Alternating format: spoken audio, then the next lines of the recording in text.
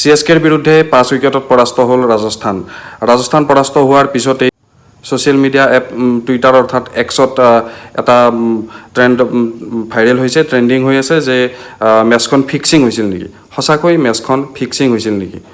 কিয় অনুৰাগীসকলে মেচখন ফিক্সিং হোৱাৰ কথা ট্ৰেণ্ডিঙত আনিছে? আচলতে মেচখন আপোনাৰ খুব শ্ল'কৈ আৰম্ভ হ'ল।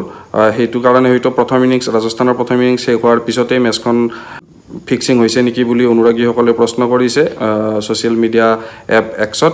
এই ট্ৰেণ্ডিঙৰ মূলতে হৈছে RCB কিয়নো যিহেতু এইখন মেচ জিকাৰ লগে লগে CSKৰ পইণ্টৰ তালিকা হৈছে পইণ্ট সংখ্যা হৈছে 14, য'ত নেকি CSKৰ এতিয়াও এখন খেল বাকী আছে। আনহাতে RCBৰ বৰ্তমান পইণ্ট তালিকা হৈছে 10। আজি দিল্লী আৰু RCBৰ বৰ্তমান খেল চলি আছে। এইখন মেচ বাদ দিয়াৰ পিছত RCBৰ আৰু এখন মেচ থাকিব। এইখন মেচত জিকিলেও তেতিয়া তেওঁলোকৰ পইণ্ট তালিকা হ'ব পইণ্ট সংখ্যা হ'ব 12, আৰু লাষ্ট খেলখন জিকিলেও তেতিয়া 14লৈকেহে হ'ব। আনহাতে অলৰেডি CSKৰ এখন খেল বাকী আছে, বৰ্তমান তেওঁলোকৰ 14। CSKৰ ৰান ৰেটো আপোনাৰ RCBতকৈ উন্নত। সেইটো কাৰণেই হয়তো RCBৰ ফেনসকলে এইটো ট্ৰেণ্ডিঙত আনিছে, কিয়নো RCBৰ প্ৰায় প্লে অফছত স্থান লাভ কৰাৰ আশা বহুখিনি সীমিত হৈ আহিছে। এটা মিৰেকল নহ'লে হয়তো RCBয়ে প্লে অফছত আৰু চান্স নাপাব। খেলখন ৰাজস্থান ৰয়েলছে খুব লেহেমীয়া গতিত আৰম্ভ কৰিছিলে আজি। প্ৰথম অৱস্থাতেই আপোনাৰ পাৱাৰ প্লেতেই এটা উইকেট গ'লেও ৰান খুব কম আছিলে। তাৰপিছতেই আপোনাৰ পাৱাৰ প্লেৰ পিছত ষ্ট্ৰেটেজিক টাইম আউট, যিটো আপোনাৰ ষ্ট্ৰেটেজিক টাইম আউটৰ পিছত বাটলাৰ আউট হৈছিলে।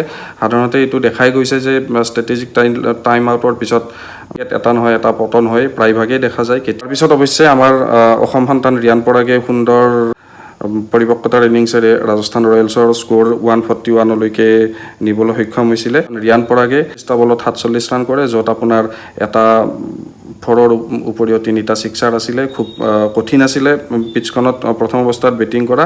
তাৰপিছত অৱশ্যে CSKৰ বেটাৰসকলে আহি 18 অভাৰ 2টা বলত 5টা উইকেটৰ বিনিময়ত 145 ৰান সংগ্ৰহ কৰে। আপোনাৰ CSK নৱতাৰকা সমৰজিৎ সিঙে 3টা উইকেট দখল কৰে, 26 ৰান দি 3টা উইকেট দখল কৰে ফাষ্ট বলাৰ। লগতে আপোনাৰ তুষাৰ দেশপাণ্ডে 2টা উইকেট দখল কৰে।